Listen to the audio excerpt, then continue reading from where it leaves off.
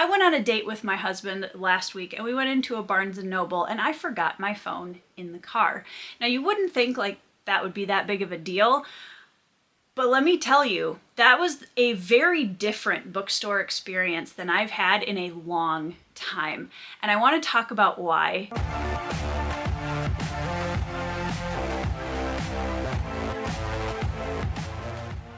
Hey friends, welcome back to my channel. It's Tori. Now I've had many bookstore experiences in my life since I was a little kid. I would even say bookstore in terms of going to the library was very similar when I was a kid. Going to a place where there were all of these different options for reading, spending some time looking at what was an option and just having a fun time figuring out what it was that I wanted to read. Now, if you saw my I'm Ditching TBRs video that I did about a week or so ago, in that video I talked a lot about how restricting myself to a TBR was really stressing me out, and I was having a hard time finding that joy of reading. And I know for a lot of people, TBRs are the way to go. People love their TBRs, and that's awesome. Now, how does this tie in with this kind of eureka moment I had in the bookstore last week? First, let's talk a little bit about how Booktube influences a reading experience. Now, again, I'm not saying that this is everyone's experience. I'm just coming from my own personal experience and knowing that a lot of you out there probably feel the same. Booktube really encourages reading as a community experience, which is something that we all love. And that's one of the reasons why we all keep coming back and we keep watching these videos. We have our favorite booktubers.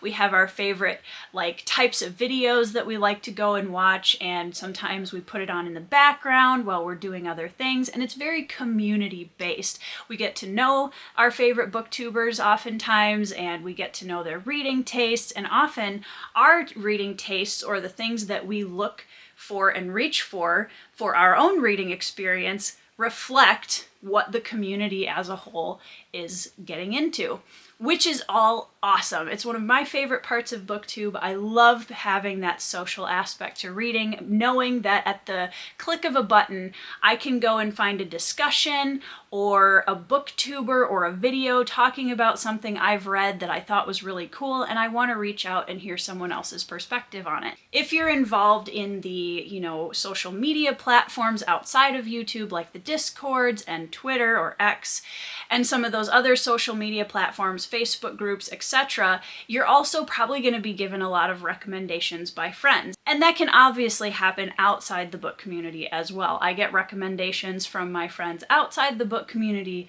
all the time. But it is a very, very social experience. When we're in this kind of a community experience, it seems that oftentimes our reading experience sort of targets towards a specific book or a specific author. Ooh, I saw this booktuber talking about this author. I really want to try them, so I'm going to go buy one of their books or get one of their books from the library. Or there can be a read-along going on, or you can see the author interviewed. There's so many different ways that we can access books and be given recommendation within the Booktube community. It allows us to kind of narrow in on finding the people who can recommend us books that most closely represent our unique reading taste, which is really cool because it can kind of maybe scrape out some of the excess of books that we might try and not like, but we didn't know because we didn't know anything about them going into it. Also in this community, we rely very heavily on rating systems and reviews, whether that's a video review, blog review, video discussions, star ratings on Goodreads or Storygraph. There's a lot of access to a whole bunch of people's reviews at any given moment, which oftentimes will skew our opinion of whether or not we want to read a book, and that's kind of the point. It's basically the equivalent of a massive online book club, and we're always stuck in this kind of cacophony of opinions and reviews and videos and authors and books and TBRs, and it gets kind of crazy and very overwhelming very quickly. Now here's where my bookstore experience comes in, and this is just something I'm thinking about. So again, I'm not saying anything against Booktube. Obviously, I'm a content creator. I love Booktube. I love my friends on Booktube. I love the community aspect, but that bookstore experience really was interesting for several reasons. So when we went into the bookstore, I had left my phone in the car, as I mentioned before, And what I realized very quickly is how long it had been since I walked into a bookstore without my phone, without a specific target book or author in mind, and it completely changed my entire experience choosing books. I had no phone, so I had no Goodreads. Oftentimes when I've gone into Barnes & Noble, I will have my phone out the entire time and I will search on Goodreads. If I see a book and it looks kind of interesting, I immediately type it into Goodreads to see what the reviews are, or look at the star rating and just kind of get an idea. Do I think I would like this? What are the ratings looking like? What are the reviews looking like?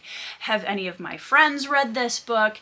And that's, again, plugging back into that social aspect of reading. And at first, I had that moment of panic that happens when you leave your phone somewhere and you realize you don't have access to it.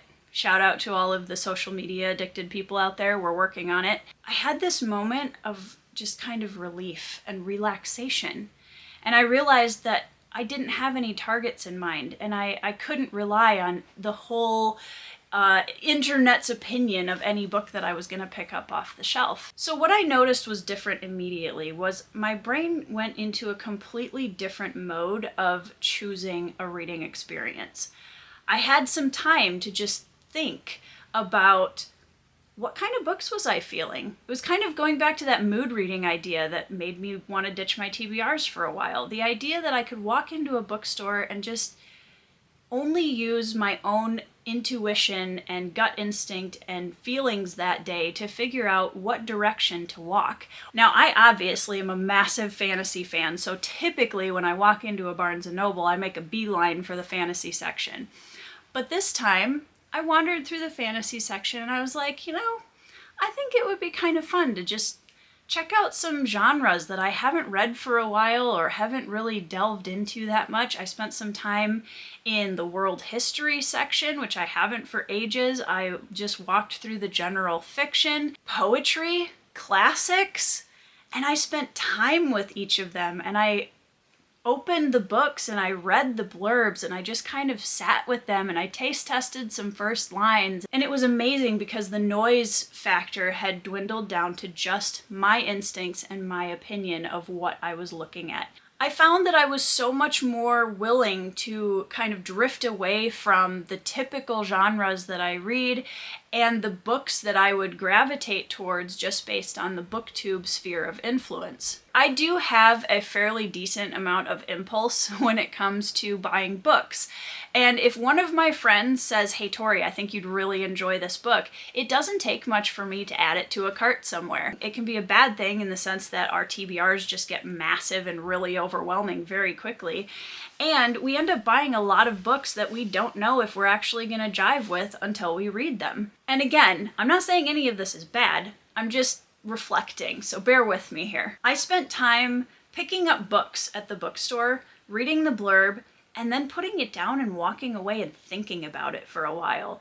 And the books that I ended up coming home with, I knew for sure, yep, those were the ones I wanted to bring home. We can get so swept off in the tide of the social community experience, and I'm definitely one of those people, that we kind of lose our sense of self within that tide. And it can be really easy to not take a step away for a little bit and to just go into something that you've never heard anybody talk about. Obviously, there's tons of videos out there about how Booktube and booktok and all of the other things have ruined reading and all of those things. I'm not saying any of that. I think Booktube is an incredible resource and I intend to be a part of it for the foreseeable future because I love it here. But I do think I learned some things from this experience that I wanted to share with you guys because I think they're important. First of all, varying my reading experience is important and healthy for me as a reader. Being on Booktube is awesome, but going to a bookstore and unplugging and just letting myself wander the shelves and breathe in the smell of the books and read the blurbs and form my own immediate reaction to it is also important. Having a community is such a wonderful thing, but it's also important to learn to lean on your own instincts. There have been some books I have completely shied away from because somebody said, "Oh, you're gonna hate it." And while that's often true, sometimes it's good to engage your own instincts a little bit with that as well. The physical act of walking through the bookstore and thinking and reading and wandering made me slow down and enjoy the experience of choosing my books. I wasn't just rushing headlong for an online bookstore cart. I was really thinking about what I was feeling that day and letting the books reach out to me in a way, which was very cool and not something that I do normally. Unplugging also made me realize how incredibly overwhelmed I get by the cacophony of opinions and reviews and content that I'm around all the time. Because not only am I surrounded by my own channel all the time and answering questions and comments and everything, but there's all this content from all of the people that I know and love in the community.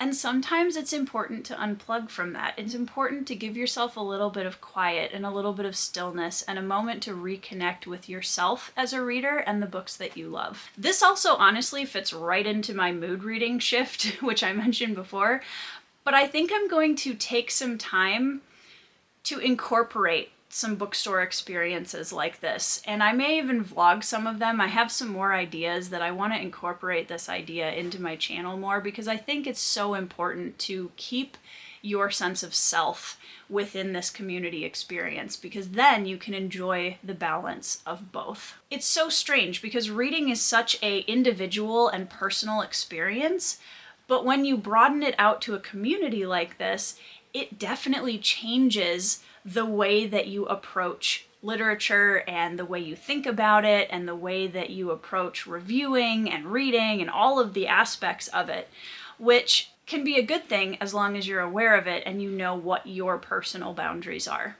Unplugging as a general concept is so important and it's being talked about so much right now, not just in the reading experience, but in all aspects of life. And I think that's really important that we remember not just in the rest of our lives, but also to pull that into our reading experiences as well. So anyways, that's what I have for you guys today. I hope you enjoyed this video. Please leave me some comments down below and let me know what you think, how your experience goes with reading, and how Booktube has changed the way that you read and experience books. I would love to hear about it. I hope you guys are having 5-star reads. I hope that you are all having a fantastic week, and I will see you in the next video.